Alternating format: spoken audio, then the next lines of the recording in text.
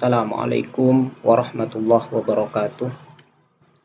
Saya Muhammad Maskur, mahasiswa S2 Sosiologi Universitas Airlangga. Pada kesempatan ini akan mempresentasikan tugas kuliah kami, yaitu mata kuliah Transformasi Konflik dan Perdamaian. Dalam kesempatan ini kami akan mempresentasikan PPT yang sudah ditulis oleh dosen kami, Pak Nofri Susan, yaitu memahami konflik sosial. Baik, teman-teman sekalian, sebelum kita membahas tentang konflik sosial, kita mempelajari dulu apa itu sosial atau masyarakat. Dalam sebuah sistem sosial, di situ mesti terkandung nilai sosial, norma sosial, dan struktur sosial. Ini yang menentukan karakteristik dari masyarakat tertentu. Masyarakat yang dipelajari dalam ilmu sosiologi, di samping sistem sosial adalah interaksi sosial. Masyarakat melakukan interaksi karena ada faktor-faktor kepentingan, yaitu keinginan-keinginan subjektif yang harus atau perlu dipenuhi dengan sumber daya material maupun non-material. Inilah yang menentukan adanya sebuah interaksi di dalam masyarakat.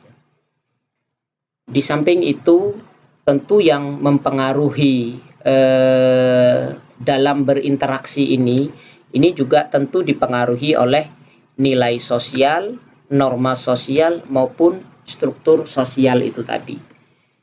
Inilah yang akhirnya membentuk sebuah interaksi dengan karakteristik tertentu. Misalnya, ketika seseorang bangun tidur lalu merasa haus, maka dia tentu ada yang diinginkan, yaitu ingin meminum air. Ketika dia menemukan air, ternyata ada orang lain yang juga membutuhkan air tersebut. Maka terjadilah interaksi, apakah itu saling melobi atau saling berebut terhadap air itu.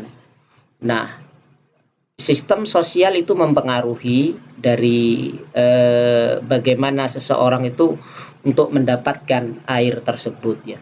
Bisa jadi dia berdamai atau bisa jadi akan terjadi sebuah konflik karena memperebutkan kepentingan-kepentingan itu.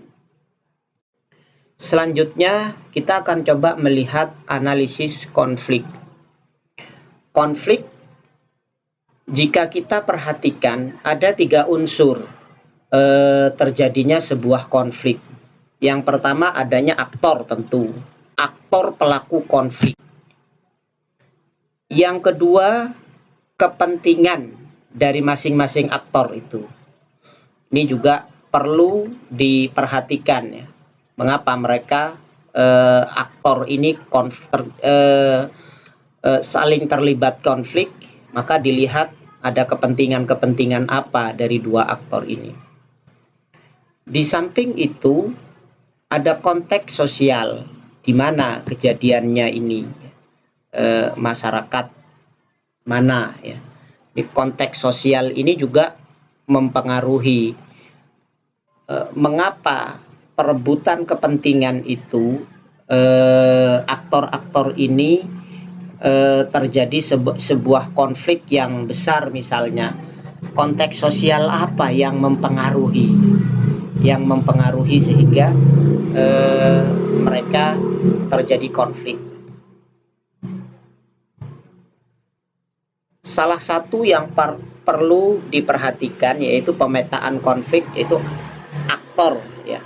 Aktor dari masing-masing aktor itu tadi, aktor konflik, ya, aktor terjadinya konflik, ya. Yang kedua kepentingan, dan sekali lagi yaitu konteks sosial atau dalam ini hubungan konflik ya.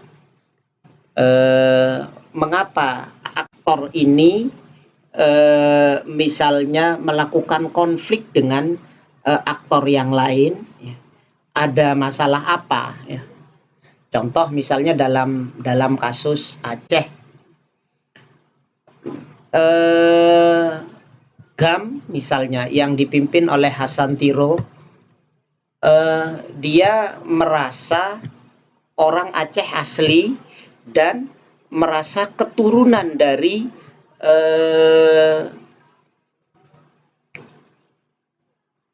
para raja di Aceh.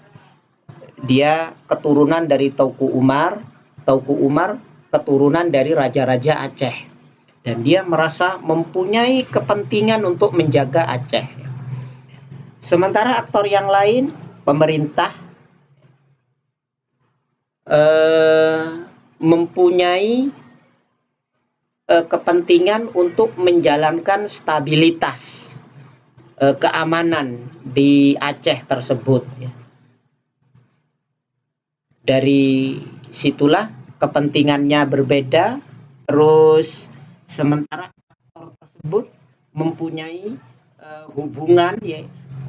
Hasan Tiro merasa harus membela negerinya, membela tanahnya yang merasa tidak ada kaitannya dengan Indonesia ya, dengan NKRI. Sementara pemerintah itu mempunyai kepentingan untuk menyatukan seluruh wilayah Nusantara atau wilayah Indonesia ini.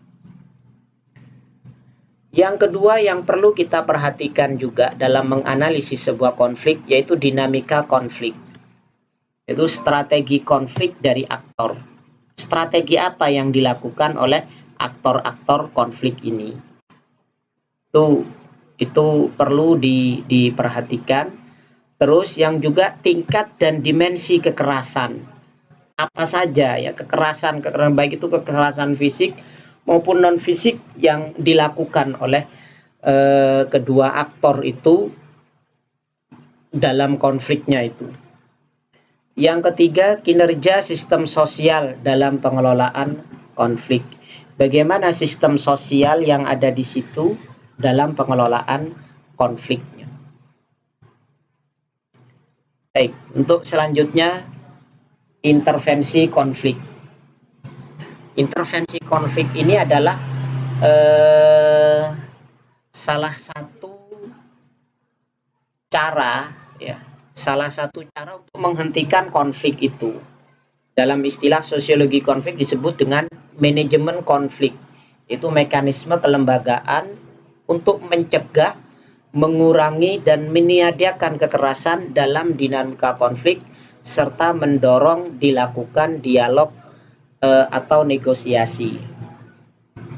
Jadi intervensi konflik bisa jadi datangnya dari pemerintah atau orang-orang yang mempunyai otoritas, atau bisa jadi pihak ketiga dari LSM atau dari tokoh-tokoh agama. Maka itulah yang bisa memberikan intervensi terhadap konflik atau memanajemen konflik. Dan setelah dilakukan manajemen konflik ya, mekanisme kelembagaan sudah dilakukan, maka selanjutnya setelah diadakan dialog atau negosiasi diarahkan nanti kepada transformasi konflik, yaitu sebuah usaha untuk mencegah terjadinya konflik dari sisi struktural dan sisi kultural. Jadi untuk menghilangkan atau mendamaikan ya. Jadi ini sudah lebih transformasi konflik ini adalah lanjutan dari manajemen konflik. Ya, kalau manajemen konflik itu mencegah ya, mengurangi, meniadakan kekerasan agar didorong untuk terjadi dialog, maka transformasi konflik itu usaha bagaimana agar konflik itu tidak terjadi, yaitu dengan cara menghilangkan kepentingan-kepentingannya itu ya, baik itu dari sisi struktural maupun kultural, sehingga akan terjadi yang namanya perdamaian yang permanen. Nah, yang terakhir kita melihat proses sebuah konflik dari garis yang rendah ini, yang di sebelah kiri ini adalah yang kiri yang ke atas itu adalah level kekerasan, dan yang ke arah kanan itu adalah waktu. Nah, asal mula konflik ya bisa jadi dari paling rendah ya, paling rendah bisa jadi ya gesekan ini antar masyarakat ya. Jika gesekan ini sebenarnya kalau sudah diketahui oleh pihak-pihak yang berwenang, ya ini sebenarnya sudah bisa ditangani. Nah, bahayanya kalau sudah terlalu ini dibiarkan, maka dia akan berpotensi masuk kepada tindakan kekerasan, baik verbal maupun non-verbal. Kalau bisa sebuah konflik itu segera dicegah sebelum masuk pada garis merah ini. Ini adalah tindakan kekerasan yang ini tentu sudah agak terlambat untuk penanganannya ya.